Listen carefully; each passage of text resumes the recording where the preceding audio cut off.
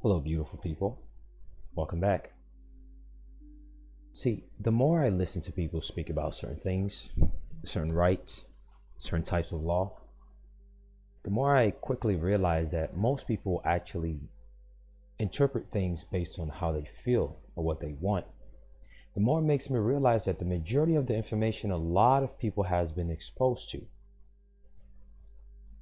is actually the type of information that's put out there deliberately to deter them, but it entices them by way of their need to stand up and speak up, but that need to stand up and speak up is misdirected.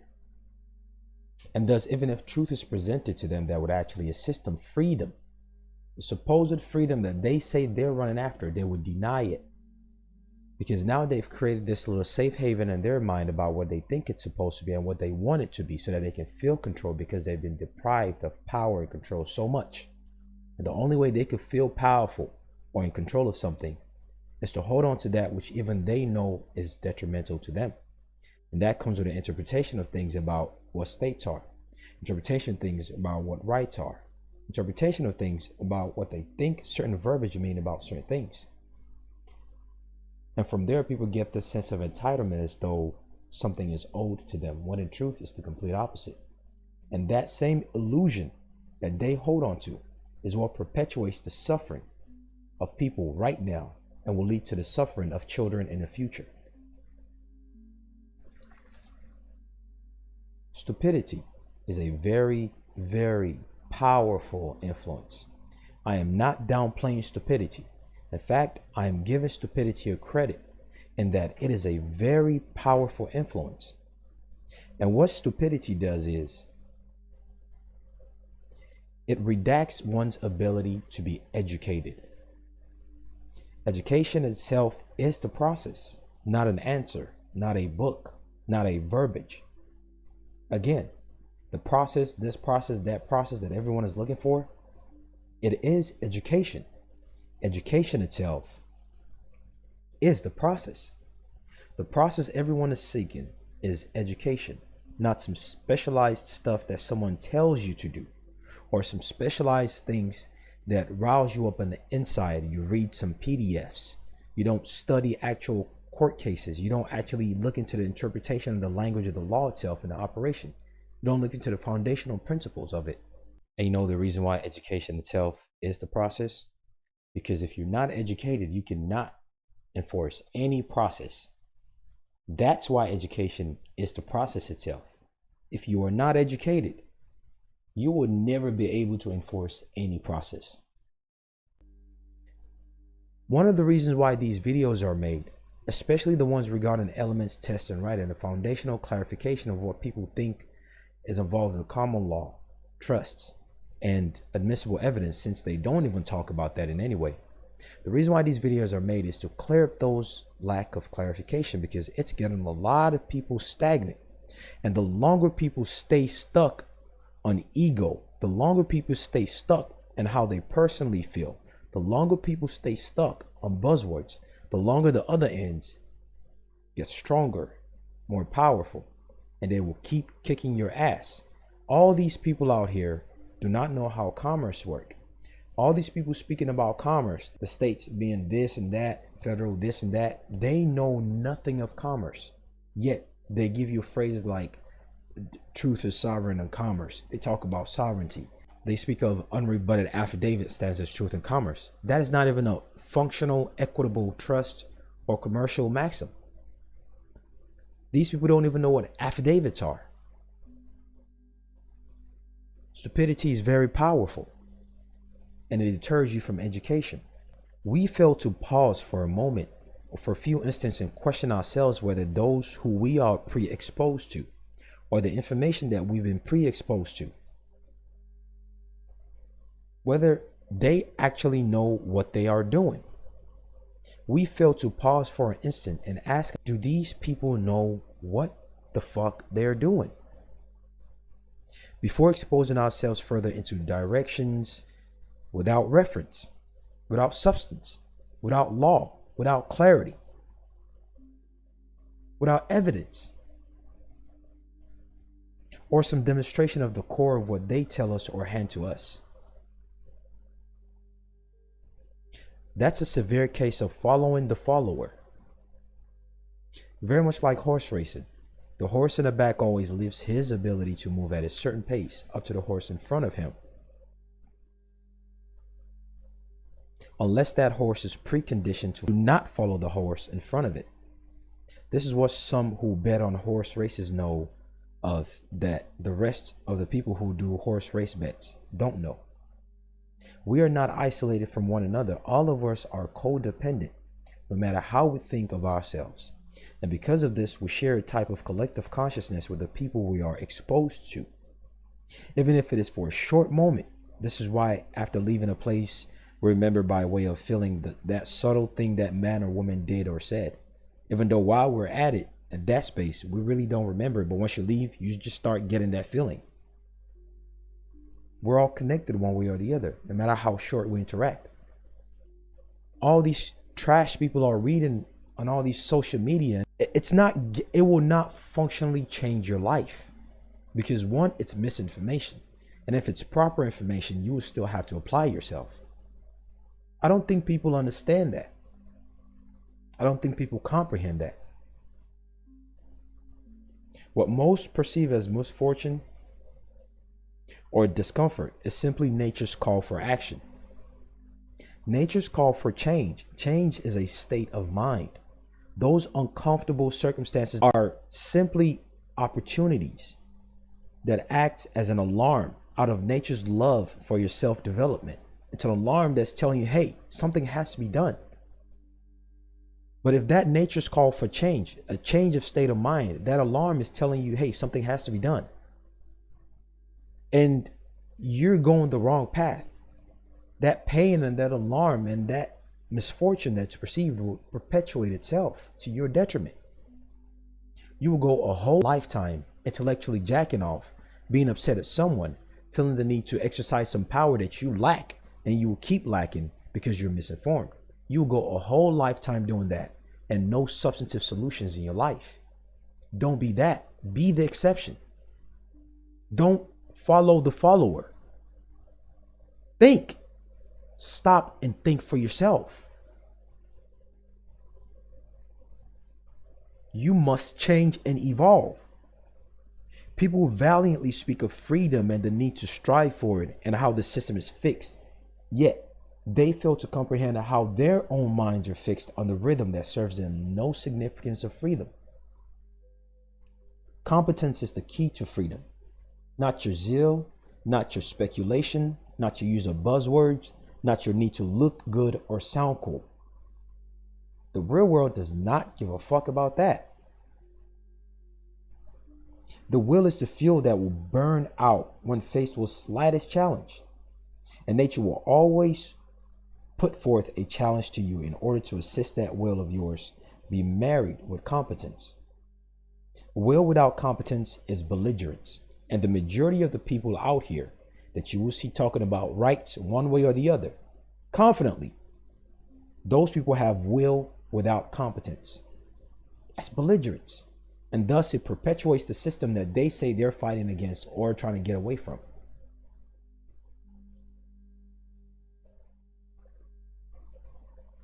In other words, stupidity. A very powerful influence. Stop and think about that for a moment. Do not follow the follower. Pause for a moment and ask yourself if all these people that you read on these social medias, all these PDFs that you're reading, without any evidence, substance behind it, whereas you're in an age of information where the truth is just openly slapped in front of you. You're slapped in the face with the truth every day. You have access to it in abundance.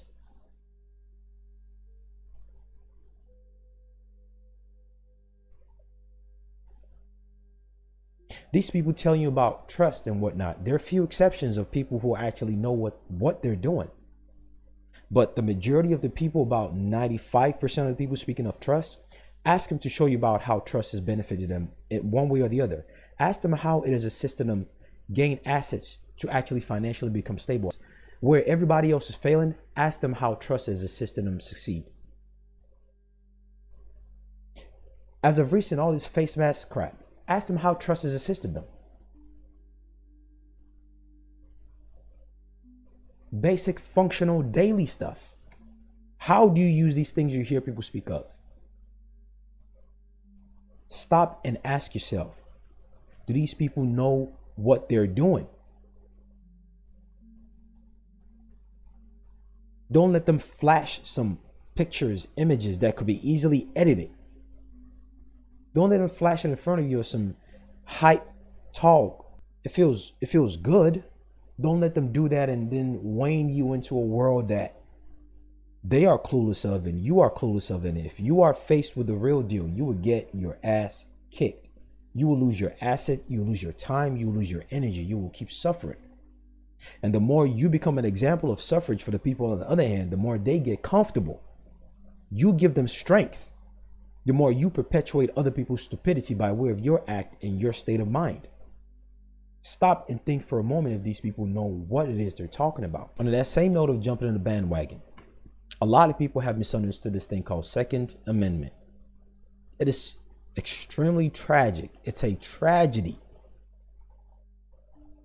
So when one reads any given text, one must also listen as they read.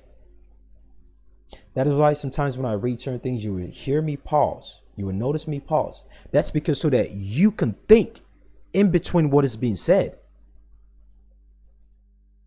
Most people have low and short attention span. But when you read or listen to something, you must always also listen to yourself as you read or listen to it. That is how one comprehends what they read. Listening attribute is not just isolated to looking at someone as they talk and nodding your head or tilting or telling them, oh, I hear you, or I get what you're saying, or you just hear some familiar buzzwords and based on the familiarity of words, you interpret it the way you feel. That's not listening skills. Listening is an activity. It's something that's active. And that active participation takes place also when you're alone reading, not just when another party is involved, like when you're watching these videos or listening to someone else. When you listen to yourself as you read or as someone else reads, you comprehend what you are reading or listening to. Don't just let the auditory attribute of you just be automated. This is how you comprehend things, especially when it comes to pen and paper, which allows you to be able to actually put it to use. Listen to yourself. Again, as you listen. Listen to yourself as you read. Second Amendment. Second Amendment of the United States Constitution. Right of the people to bear arms. A well-regulated militia being necessary to the security of a free state. The right of the people to keep and bear arms shall not be infringed. Ask yourself for a moment. Dig into your memory bank. When was the first time you ever heard someone tell you that the right to bear arms is preserved by the Second Amendment? Think back. Who was that man or woman that made you believe that the Second Amendment preserved the right to bear arms? You, the private man. You, the everyday man. Or if you read it somewhere, where was that place that you read it? And did you cross-reference it to the Second Amendment itself?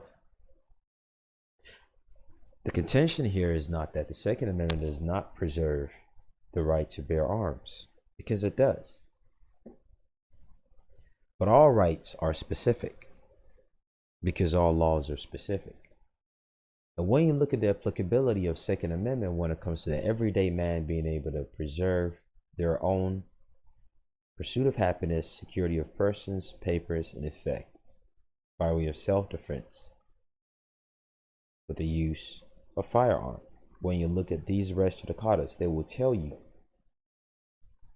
that these right to bear arms are specific. All rights are specific because all law are specific. Whoever is telling you that the Second Amendment preserved the right to bear arms has lied to you because they omitted something very important to qualify that thing. Omission of truth is synonymous with lying, falsehood. The first thing that was omitted to you is the fact that the Second Amendment specifies the condition as to how the people keep and bear arms, and how that basic right shall not be infringed, and is by way of a regulated militia. A lot of people read this and say the right of the people to keep and bear arms shall not be infringed, but fail to realize the qualifying factor, a well-regulated militia being necessary to the security of a free state. This is the reason why the Second Amendment was created. See, when it was ratified around 1791, this different states, they didn't like each other. The sharecroppers of those states did not like each other. And then there existed other body politics outside of the United States that existed within the geographical area that this so-and-so state was doing business at, based on the Virginia Trade Company and all that. And a civil war was going on between at least 3 different body politic at the same time. So this clause was put into the United States. See, the state of so-and-so came together because they were fighting against others that were not from Great Britain. But there was another body of government here that caused the Second Amendment to be created. What caused them to come together in a hurry as United States, which some say is a reorganization of the Articles of Confederation, but others will say that it's a perfection of it. Whatever the perspective is, it remains clear that a civil war was going on and somebody was getting their butts kicked. And they needed to reorganize financially and to more. And that gave rise to this thing called the United States Constitution. And within that, in order to preserve their interests, they created the Second Amendment, which applies to the states, the people of the state. So, are you the people of state of so-and-so? Are you coming in as that capacity in order to make this claim?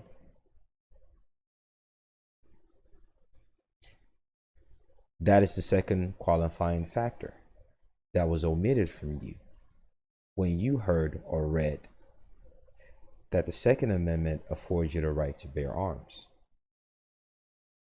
Are you part of a well-regulated militia? And are you doing it on behalf of the whatever state, as the people of so-and-so state? If not, that's all right. You still have the right to bear and keep arms. But then, since all rights are specific, you will have to look at the specificity of the language of the laws of that specific state, because each state has verbiage that says certain types of firearms qualify as a crime if it's possessed, while others don't. That is the third factor that's been omitted from you when someone told you that you had the right to bear arms according to the Second Amendment. They omitted to you, and by virtue of that, falsified information to you, that in order for you to sustain the right to bear arms, it has to be specific types of firearms. You have to be part of a well-regulated militia on behalf of the people of the state of so-and-so. Well-regulated militia as one of the people of the states. And if you're not coming as one of the people of the state, under posse comitatus, which was the term that's used back then for well-regulated militia, which doesn't have to necessarily be the Navy or the Coast Guard of the state of so-so or the United States. It doesn't have to be that. It can just be the everyday man and woman come together. A neighborhood watch. Literally. You know the reason why the Black Panther was able to go out there and do what they could do with impunity, and no one could do anything but to internally disorganize them? Because they were organized militia. They were a regulated militia. They knew their rights. They were enforcing the Second Amendment. Not many people know that. You know that the Black Panthers have articles of organization and they invoke the Second Amendment within it with the specific intent of being a well-regulated militia as part of the free state. Did you know that? And even till today, there are many different firearms organizations. These people know what they're doing. They come together as a body politic. Well-regulated militia, the state does not necessarily have to be the so-and-so state. It can be any given body politic. If you are well-regulated and organized, and you really know the substance behind why these things written on pen and paper preserve those substance that you call your inherent rights. Whoever omitted the fact that the Second Amendment is encumbered, is tethered, is fixed upon the condition of having a well-regulated militia come in as one of the people of any given state. And 3, that if you don't come as those first 2 things, that there has to be specific types of firearms that qualify under this Second Amendment. If they're not telling you that, and then those specificities are under the state common laws. If they are not telling you that, they have lied to you, and you have perpetuated that lie by loosely saying the Second Amendment protects your right to bear arms. If it really did, then it will be self-executing without regulation of FOID card. Permits.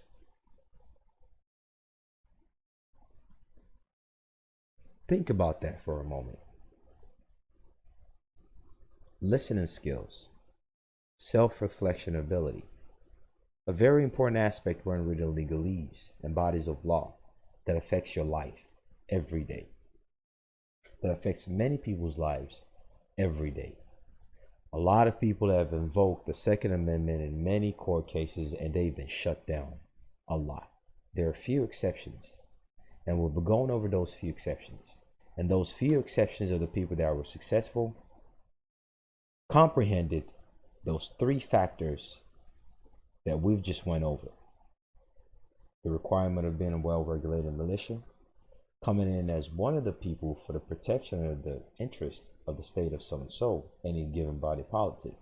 And 3, if you're not coming within those first 2 capacity, it must be specific types of firearms.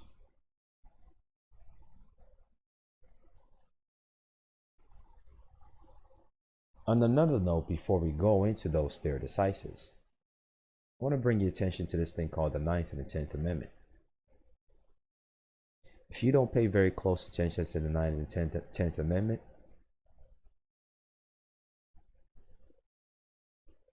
you might very well miss the significance of the first 8. I'll say that and I'll leave it at that. On the Patreon page, we'll be going over the power of the 9th and 10th Amendment. Now to the stare decisis of the very, very, very few cases of those who invoked the Second Amendment and did it successfully. Why? Because they understood the verbiage, the language, the self-executing intent of the law called the Second Amendment. Listen to this. The Second Amendment of the United States Constitution reads, a well-regulated militia being necessary to the security of a free state, meaning this is the qualifying factor. For the interest of the free state, a well-regulated militia is necessary, and thus the right of the people to keep and bear arms shall not be infringed. That's a very, very, very, very, very simple thing written on black and white that's misinterpreted by people, by them isolating this first qualifying clause and simply reading the right of the people to keep and bear arms shall not be infringed. That's you just merely reading it without listening to yourself as you read to interpret the substance, the significance, the meaning, the intent behind the language of what you're reading. That is a problem. If you don't comprehend these things you call your substantive preserved rights, you're making it worse for everyone else because of your ignorance. These bodies and the spirits of these bodies of preserved rights don't want you to be stupid. They want you to be competent because that's the only way you can enforce it. They're alive. There's a self-perfected mechanism that exists within all these language of these laws that if you're not competent, you will never be able to enforce it. You will just chase your tail over and over, get upset, and when the need arises for you to enforce anything, the best you can do is just whine, complain, and play victim and say those guys are the bad guys and get upset and then just rant about it and then keep quiet. But at the end of the day, no functional change is made. Stop lying to yourself about how these things work. Be realistic, because only then will forward motion ever exist. But your solution exists though. So this thing called Second Amendment is one of the part of the Constitution that has not have a fixed standard and elements with it beyond the verbiage and the language of those three things that we spoke of it relating to the militia in order to be invoked, a regulated militia. And that regulated militia does not necessarily have to be a formal military of the state of so and so or the United States. And two, that well-regulated militia has to exist and bear firearms for the interests of a free state. And that state does not necessarily have to be the state of so and so. It can be. But you better know what a state means in order for you to say it's not the state of so and so. And the third is, if you don't want to come as a state of so and so, one of the people of state of so and so, as a well-regulated militia on behalf of that state of so and so as one of the people, then there are specificities involved as to what type of firearms qualify under Second Amendment. And states have lists of those firearms. Those man or woman or that PDF that you read regarding the Second Amendment right to bear arms, did it tell you this? Did it tell you go to your state common law and read the language of the things that regulate the firearm? Because each state lists, they give it to you. They list the types of firearms that can be regulated or otherwise. We'll go over the stare decisis. Such language has created considerable debate regarding the amendment's intended scope, meaning its limitation and applicability. On the one hand, some believe that the amendment's phrase, the right of the people to bear arms, which a lot of people go on about, creates an individual constitutional right to possess firearms. Under the individual right theory, meaning it's just a speculation, you just jacking yourself off. You're in your own la-la land. Under this individual right theory, the United States Constitution restricts legislative bodies from prohibiting firearm possession, or at the very least, meaning this is the theory that people carry now, or at the very least, the amendment renders prohibitory and restrictive regulation presumptively unconstitutional. This is still theory now. On the other hand, some scholars point to the prefatory language, a well-regulated militia, meaning this is the preferred perspective, which is the qualifying factor behind the right of the people to keep and bear arms, which is a well-regulated militia, as we've explained. On the other hand, some scholars point to the prefatory language, a well-regulated militia, to argue that the firearm is intended only to restrict Congress from legislating away a state's right to self-defense, meaning this Second Amendment was created for the benefit of the state. And if you come in as one of the people to preserve the interests and the perpetuity of the state of so-and-so, then it's applicable. Meaning it doesn't even apply to a private man. Here's another thing, the fourth thing, called the incorporation doctrine, of how the Fourth Amendment was used as the maggot within the Constitution to infest the rest of the apple, called the amendments. That's what the incorporation doctrine is. All those amendments have been incorporated. And by that, what it means is basically they say, well, we want to be able to use it too, as the state of so and so. Not just a private man can use it. And they do invoke it. When you read case laws of one state suing another state, or one corporation suing another state, or the United States suing another state, or the United States suing another corporation, or another corporation suing the United States, they invoke the Bill of Rights through the incorporation doctrine. But not all those Bill of Rights have been incorporated. And that is where you need to be looking at. On the other hand, some scholars point to the prefatory language, a well-regulated militia, to argue that the framers intended only to restrict Congress from legislating away a state's right to self-defense. Scholars call this theory the collective right theory, meaning it's still a theory. It's preferred, but it's still a theory. Just as much as the people saying they have the right to keep and bear arms as a private man, it's still a theory. If they're not coming as a militia on behalf of the state as one of the people. Scholars call this theory the collective right theory. A collective right theory is the Second Amendment asserts that citizens do not have an individual right to possess guns, and that local state and federal legislative bodies therefore possess the authority to regulate firearms without implicating a constitutional right. Remember, this is still theory now. And there are two sides of the coin. One says the everyday man can bear a firearm and it's preserved by the Second Amendment. The other says not really. State can still regulate it. Ask yourself, based on what's going on with people getting permissions to carry firearms or flood cards, which theory is alive and living right now. But that theory of the one that's still alive and living right now, based on the people's ignorance of how this works, is still amendable.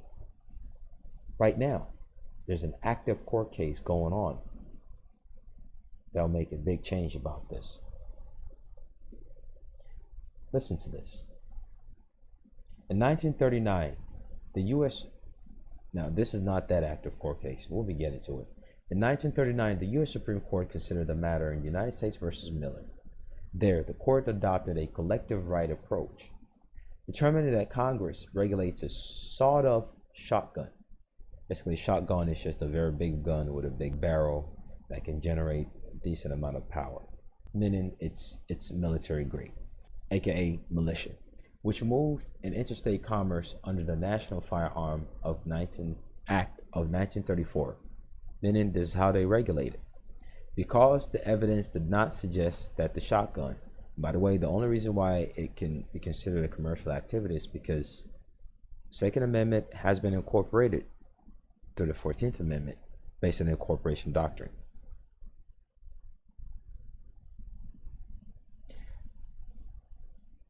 Under the National Firearm of 1934, because the evidence did not suggest that the shotgun had, quote, has some reasonable relationship to the preservation of efficiency of a well-regulated militia.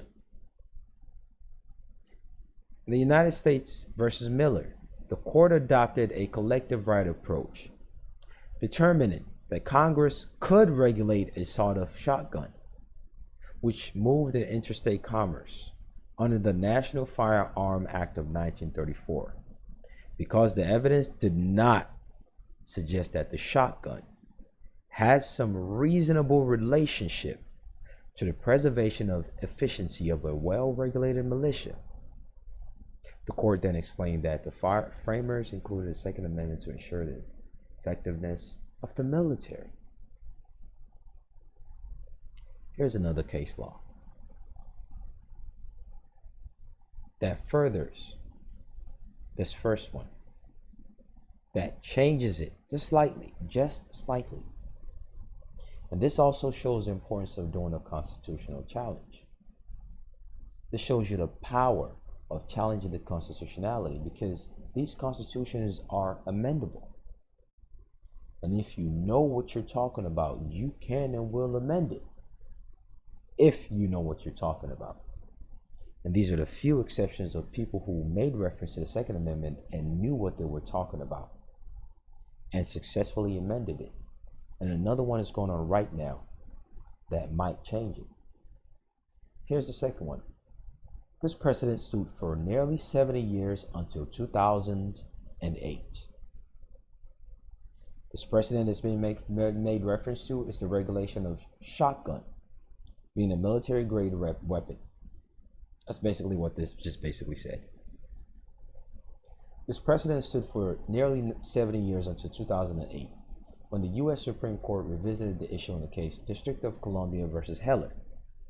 The plaintiff Heller challenged the constitutionality. The plaintiff challenged the constitutionality of a Washington, D.C. law. This should automatically also tell you, even if it's an appeal case, you can still challenge the constitutionality because of the 9th and 10th Amendment. What does the 9th and 10th Amendment say? The enumeration of the Constitution of certain rights shall not be construed to deny or disparage others retained by the people. Meaning whatever they say the language of Constitution means, it cannot deny other things if you invoke it properly. Meaning you retain certain private right of actions that if you know what you're doing, you can make the interpretation and intent of that Constitution of how it's been used for, in this case, 70 years. Oh, and by the way, if you're not aware as of yet, the only reason why the Rule 5.1 constitutional challenge exists is in fact because of the 9th and 10th Amendment. Of course, you might find a similar version of this within your state constitutions. Not all of them, but some do. But nonetheless, that constitutional challenge, that estoppel, exists because of the 9th and 10th Amendment. Why? Because the enumeration in the Constitution of certain rights shall not be construed to deny or disparage others retained by it. When you do a constitutional challenge, you're saying, wait, some of the rights that I retained have been disparaged by this legislature, which is supposed to be in harmony with the Constitution. There it is right there. In the 5-4 decision, the plaintiff in Heller challenged the constitutionality of a Washington, D.C. law which prohibited the possession of a handgun. In a 5-4 decision, the court struck down the D.C. handgun ban as violative of that right. That right being the Second Amendment. Now, why is the most important part? Listen to this. The court meticulously detailed the history and tradition of the Second Amendment at the time of the Constitutional Convention. Meaning, why was it created? Remember, when the Constitutional Convention took place, there was a civil war going on. Some people were getting their butts kicked, others not so much. And so the Second Amendment was created, right, to preserve the integrity and interests of the, quote, sovereign states. But keep in mind, these states still retain their sovereign power also. The court meticulously detailed the history and tradition of the Second Amendment at the time of the Constitutional Convention, and proclaimed that the Second Amendment established an individual right.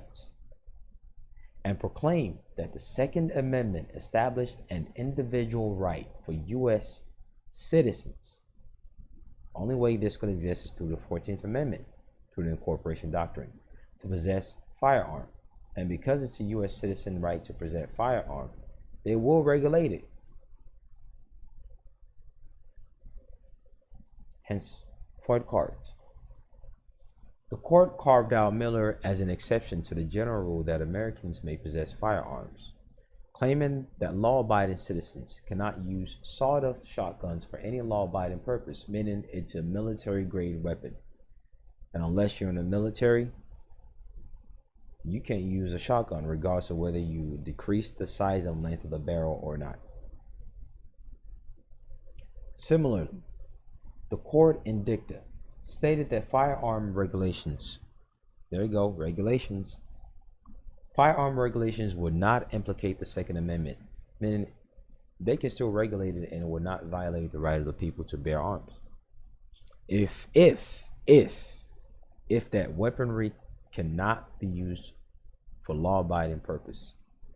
Now they're insinuating and hinting to the fact that, well, certain types of firearms can be used for law-abiding purpose. But in this case, the shotgun, whether it's sawed off or not, cannot.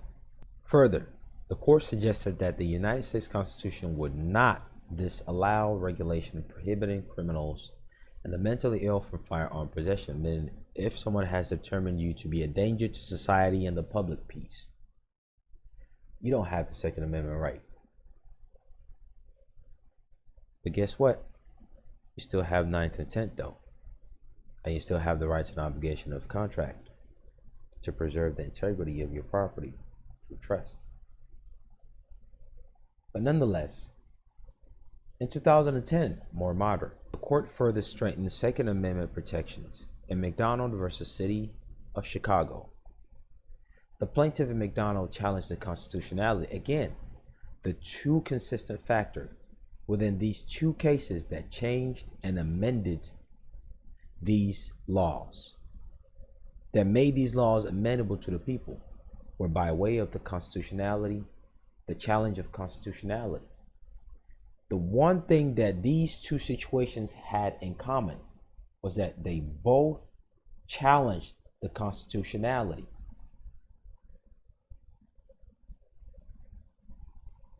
of the regulation that's supposed to be in harmony with Second Amendment and the rest of the Constitution. Because once you really comprehend the Bill of Rights, you realize that one given Bill of Rights is not isolated from the rest. The Fourth Amendment is not isolated from the Eighth Amendment.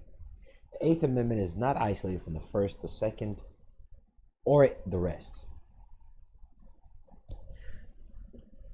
But nonetheless, if you're paying attention, you see that the two things, the one simple thing that these two res judicata's that are the exceptions to Second Amendment cases, despite the thousands and thousands of court cases you will read regarding Second Amendment that were shut down quickly, these two exceptions that changed the dynamics of how this thing called the Second Amendment was presumed to be enforceable, they have one thing in common: these two case laws.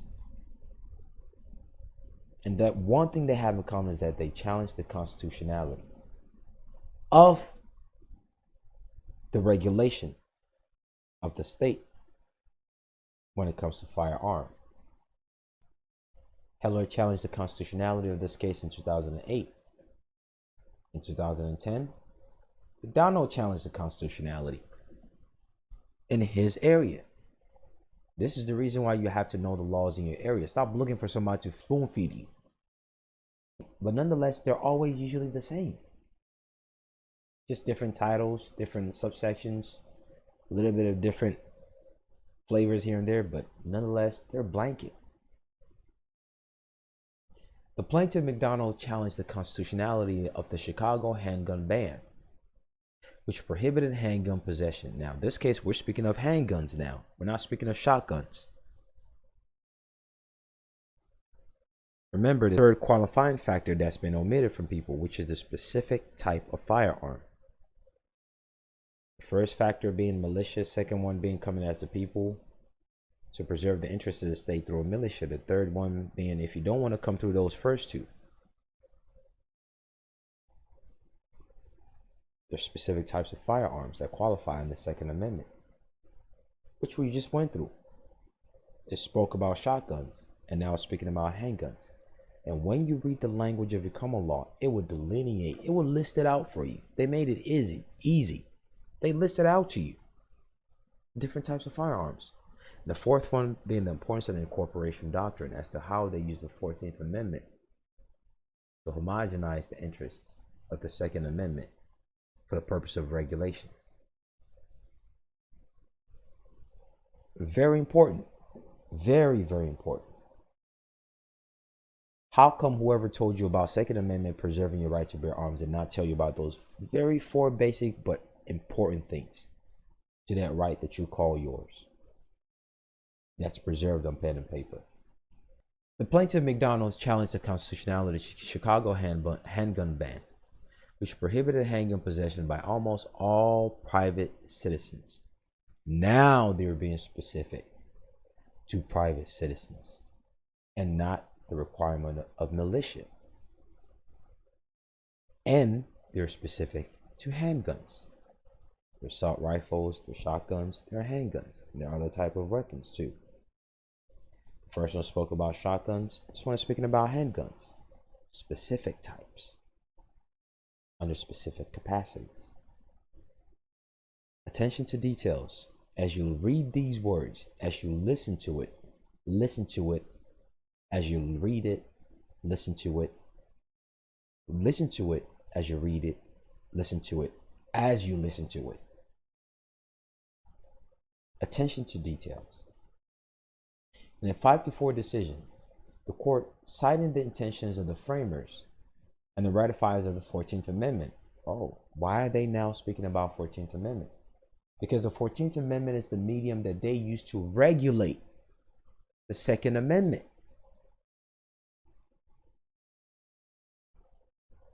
In a 5-4 decision, the court, citing the intention of the framers and ratifiers of the 14th Amendment, held that the Second Amendment applies to the state through the incorporation doctrine. The court lacked a majority on which specific clause of the 14th Amendment incorporates the fundamental right to keep and bear arms for the purpose of self-defense. Meaning now, if your intent is not to preserve the integrity of the state of so-and-so through a militia, and you want to use that as a private citizen, then the intent has to be self-defense. Attention to details. But even though they tried to interpret the regulation of that Second Amendment through the incorporation doctrine of the 14th Amendment, they themselves admitted that the court lacked a majority in which specific clause of the 14th Amendment incorporates the fundamental right to keep and bear arms for the purpose of self-defense. Meaning, they failed to apply the 14th Amendment to the applicability of Second Amendment, even though they use it to regulate it. But upon challenging the constitutionality based on the 9th and 10th Amendment, it annuls the 14th Amendment and it bars them. They can't go anywhere. That's what this just said.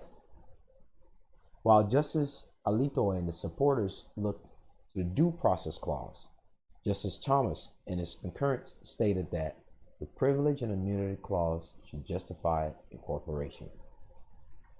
Meaning, you know what? This 14th Amendment that we have retroactively created by the force of arm without properly ratifying is not working for us. Let's go to something else. Yeah, we'll use this one. The Privilege and Immunities Clause. What is the Privilege and Immunities Clause? The Privilege and Immunities Clause of the Article 4, Section 2 of the Constitution states that the citizen of each state shall be entitled to all privileges and immunities of citizens of the several states. The clause protects fundamental rights of individual citizens and restrains states to discriminate against out-of-state citizens. However, the Privilege and Immunities Clause extends not to all commercial activity, but only to fundamental rights. So now you see that the 14th Amendment, when it comes to regulation and with FOIA card or permit to obtain it, strips you of having any fundamental right by your own admission of utilizing those permits. Use them if you need to. Just know that you put it into the trust of state so-and-so, which is a 14th Amendment, so they can regulate it. How about you put it in your own trust?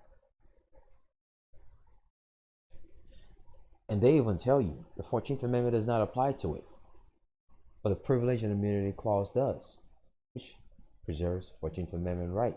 They are not commercial. Those permits to carry firearm are commercial. We'll say that and we'll leave it at that. In a 5-4 decision, again, the court, citing the intention of the framers and ratifiers of the 14th Amendment, held that the Second Amendment applies to the state through the incorporation doctrine. Then they go on to say the court lacked a majority in which specific clause of the 14th Amendment incorporates the fundamental right to keep and bear arms for the purpose of self-defense. And then now they can't apply 14th Amendment to Second Amendment because there's no way out for them to use it. The justice stated that the privilege and immunity clause should justify incorporation. Nonetheless, they say, you know what, even though it applies to fundamental right, we'll find one way or the other. Now, at that point, what the man or woman who did this constitutional challenge should have done was to bring up the fact that that privilege and immunity clause does not apply to commercial activity, and only to fundamental rights, as we just read. There is a gray area that's left hanging in the air that they just slipped in, and it's still hanging somewhere out there. But hold on. But then they're going to the requirements of how they're going to determine the constitutionality of something based on strict scrutiny, intermediate scrutiny, or rational basis. And then they give you specific examples that some handguns cannot be brought into post office properties, which you will see the signs of buildings and whatnot, even though some states and municipalities don't have that rule, but they'll still nonetheless put the sign up there just for the heck of it. But it's generally known that firearms are not permitted on federal properties unless you're an employee there to preserve their interest in commercial activity.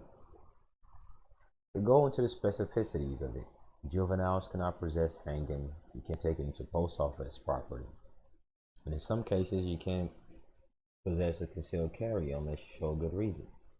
Listen to this. And more recently, the U.S. Supreme Court reinforced its hella running in Caetano versus Massachusetts. The court struck down a Massachusetts statute, meaning someone else challenged the constitutionality. Do you see the consistent pattern? You have to speak up. Which prohibited the possession or use of stun guns by finding that stun guns are protected under the Second Amendment. While ruling largely on the reasoning of Heller, the opinion was per curiam, and therefore did not, per curiam meaning there was no specific acting judge who ruled on it. It was just a general court order, and therefore did not significantly add to the Second Amendment jurisprudence. In 2020,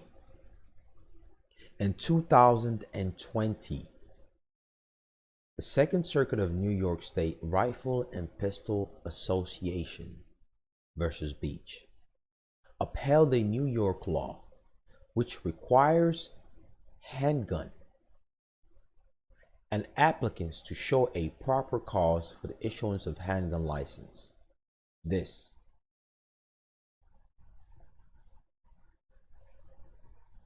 in New York State Rifle versus Pistol Association versus Bruin, the U.S. Supreme Court granted certiorari, which is appeal on the Supreme Court level, on April 2021 to consider the Second Circuit's ruling and heard the parties' oral argument on November 3, 2021. This is just a couple of months ago. Someone found out that they were pregnant in November. They will still be pregnant right now. This is March right now. This took place last year, November 3rd. Not even up to 5 months. Some commentators believe that the court will strengthen the Second Amendment and the state's ability and limit the state's ability to regulate firearms. We'll see. So most of these things that people are going on about that protects them, they don't know the intricacies, and they don't know how to make it fit what they need, because they don't even comprehend the language of the law itself, let alone be able to amend it. The Second Amendment, compared to all these other amendments, is one of the few amendments that does not have a fixed standard element and test to it beyond the ones we've just went over.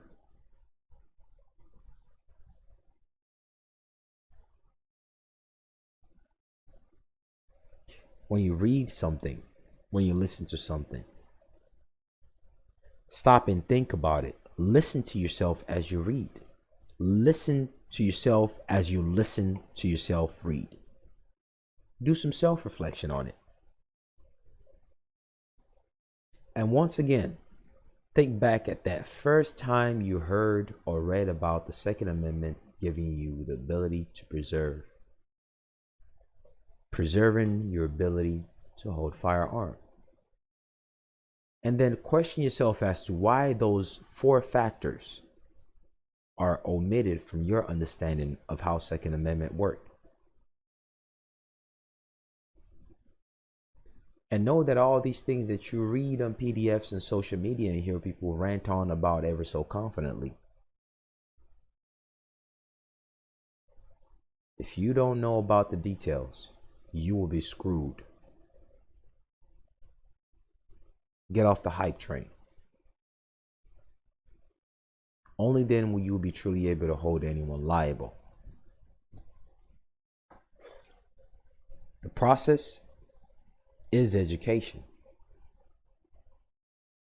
Because only when you are educated would you be able to enforce any right or any other process. Stop letting people feed you some cute lollipop. And remember, no one owes you time. No one owes you energy. And if you want to take someone else's time and energy, you must put value in it. Enough is being shown on this YouTube platform that you will never find anywhere else.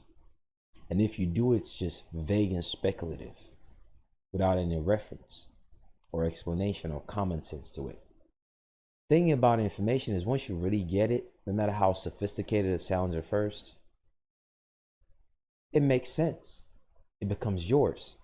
If someone explains something to you and it leaves you more confused, they've done you a disservice. Someone tells you something and they show you no reference or don't break it down succinctly, something is wrong and you should question that. Hey, I'm inviting you to join my Patreon if you haven't already.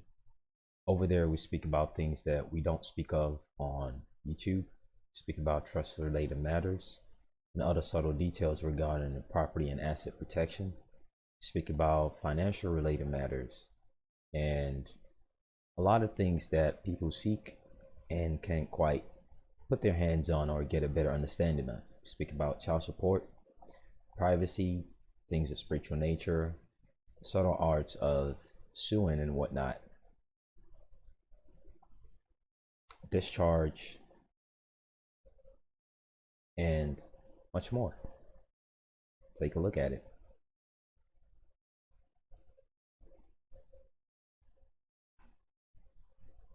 Take care. Best of luck.